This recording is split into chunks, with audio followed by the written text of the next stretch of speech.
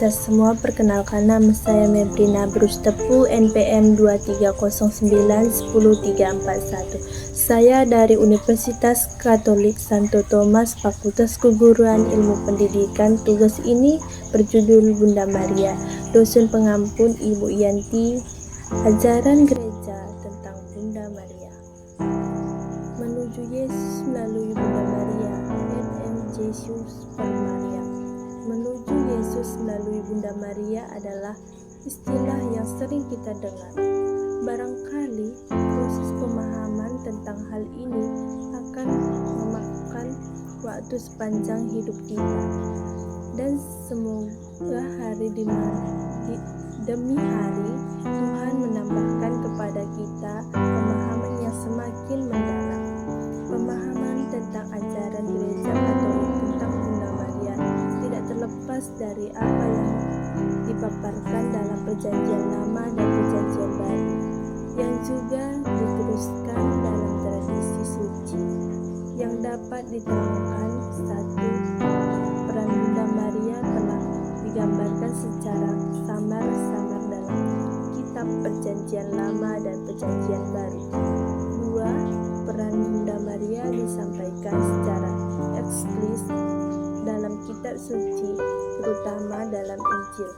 Tiga, peran Bunda Maria kemudian banyak disampaikan oleh tradisi suci, yaitu dari ajaran yang disampaikan oleh para bapa gereja dan yang dilestarikan juga dalam liturgi suci dan oleh pengajaran magisterium yang menunjukkan bahwa Bunda Maria selalu menjadi bagian dalam sejarah kehidupan gereja di sepanjang zaman. Jesus per Maria. Kata ini berguna bagi pemahaman akan inti penghormatan kita kepada Bunda Maria, karena penghormatan kita kepada Bunda Maria tidak terlepas dari penghormatan kita kepada Yesus. Kita menuju Yesus melalui Bunda Maria, maka secara prinsip dapat dikatakan demikian, yaitu satu, seluruh gelar dan penghormatan Maria yang diberikan Allah kepada adalah demi kehormatan Yesus Kristus Putranya, dan penghormatan ini selalu berada di bawah penghormatan kepada Kristus. Dua, dasar penghormatan kepada Bunda Maria adalah karena perannya sebagai Bunda Allah. Tiga, sebagai Bunda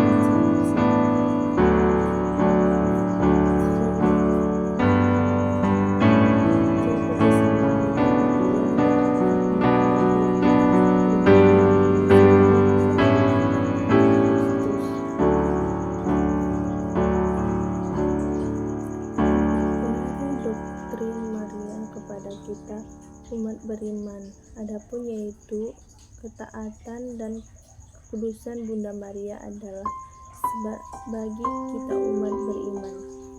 Dua, Maria adalah Bunda Gereja, Bunda kita umat beriman.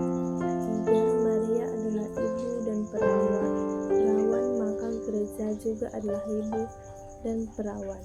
Empat, pengangkatan Bunda Maria ke surga adalah gambaran akhir bagi kita kelak.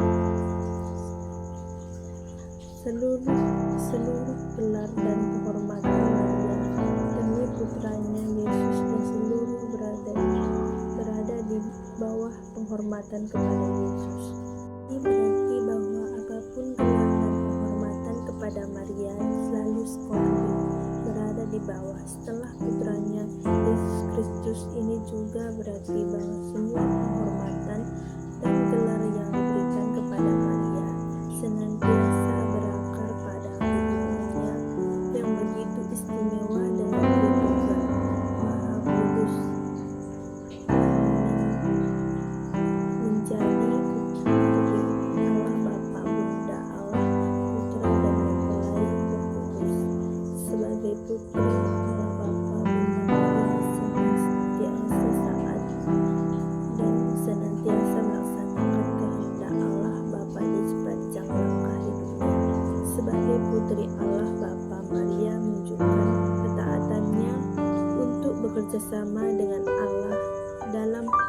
karya keselamatan.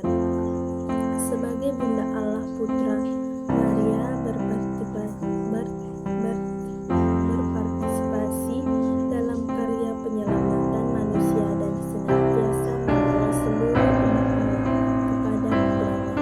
Sebagai mempelai Allah Kudus, Maria menjadi sosok yang kudus dan tak tercela. Konsili Vatikan II mengajarkan tentang hal ini demikian: karena Allah Putra teguh secara lahir maupun serta dipersatukan dengannya dalam ikatan yang erat dan tidak terputus. Ia dianugerahi serta martabat yang amat luhur, yakin menjadi Bunda Putra Allah, maka juga menjadi putri Bapa yang terkasih dan karena anugerah amat yang sangat istimewa itu menjadi lebih unggul daripada semua makhluk lainnya, baik di surga maupun di bumi. Pengantar kepadanya ada satu menurut sabda Rasul, sebab Allah itu bersabda, "Sesungguhnya pengantar Allah dan manusia, yakni manusia Kristus Yesus yang penyelamat, dan dirinya sebagai tebus bagi semua orang." 1 Timotius ayat 2-5. Adapun peran pertolongan Maria terhadap umat manusia sedikit pun tidak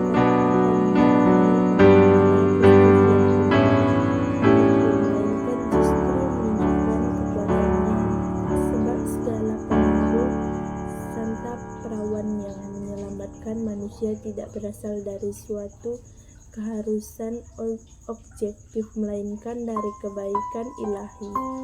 Pengaruh tersebut mengalir dari kelima pahala Kristus bertumpu,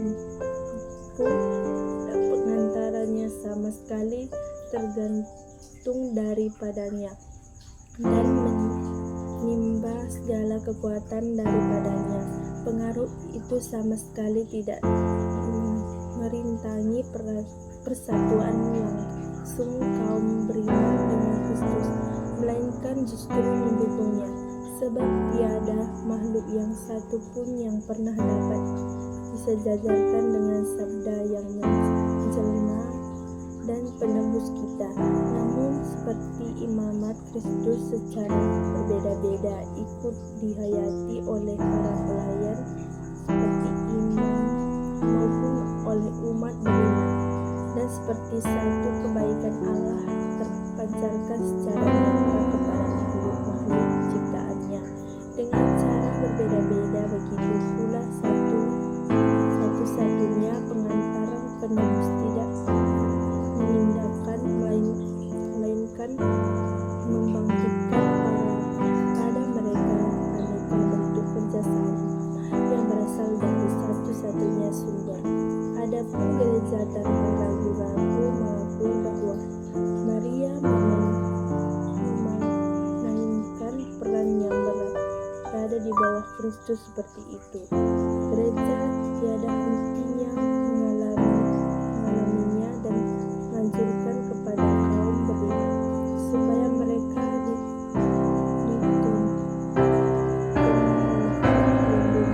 Bunda itu lebih erat menyatukan diri dengan sang pengantar dan penyelamat. Dasar penghormatan kepada Bunda Maria adalah karena perannya sebagai Bunda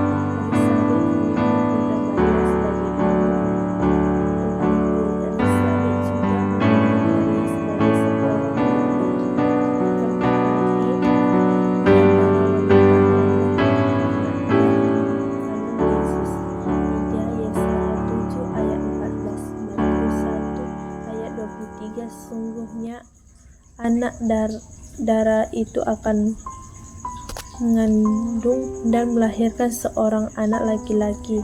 Mereka akan menamakan dia Immanuel. 4 Lukas 1 ayat 35. Kata malaikat itu, sebab anak yang akan kau lahirkan itu akan disebut kudus, anak Allah. 5 Matius 2 ayat 11. Maka masuklah mereka dan melihat anak itu bersama dengan ibunya. 6 Galatia 4 ayat 4. Tetapi setelah genap waktunya, maka Allah memutuskan anaknya yang lahir di seorang perempuan, dan takutlah kepada hukum Taurat. 2 Dasar tradisi suci berikut ini adalah pengajaran para bapa gereja yang menyebutkan bahwa Maria adalah sesungguh Bunda Allah. 1 St. Irenaeus, 2 St. Petrus dari Alexandria, 3 St. Cyril dari Yerusalem, 4 St. Augustinus, 5 St. Ephraimius, 6 St. Alborius, 7 St. Joremus atau Joremi, 8 St. Gregorius, 9 St. Yohanes Cassius, 10 St. Cyril dari Alexandria, 11 St. Vincent dari Lerins, 12 St. Yohanes dan Galius, 13 pengajaran magisterium gereja, 14 doktrin Maria sebagai Bunda Allah, 3 pengajaran magisterium gereja. Jika seseorang tidak mengakui bahwa Immanuel adalah Tuhan sendiri, dan oleh karena itu perawan suci Maria adalah Bunda Tuhan, dalam arti di dalam dagingnya ia Maria mengandung sabda Allah yang menjelma menjadi daging, seperti tertulis bahwa sebab sudah menjadi daging terkutuklah ia. Pengaruh doktrin Maria kepada kita untuk 5. 1 ketaatan dan kekudusan. 2 kekudusan Maria sebagai tabut perjanjian baru juga menjadi teladan bagi Maria adalah Bunda Gereja, Bunda kita, umat beriman ajar. 3 karena Maria adalah ibu, dan maka gereja juga adalah ibu. Dan 4 pengangkatan Maria, kebenaran akhir kitab. Ayat kitab suci yang paling sering dikutip untuk mempertanyakan kekudusan dan pelayanan Maria. 1 Matius 13 ayat 55, Markus 6 ayat 2 Matius 1 ayat 24 sampai 25, 3 Lukas ayat 2 sampai ayat 2, Lukas 2 ayat 4, Roma 3 ayat 5, Matius 15 ayat 1 sampai 6, Lukas 1. Kesimpulan yang saya dapat dari yang saya jelaskan, kita tidak terlepas dari Bunda Maria, dan jika ada salah, tolong sekian dari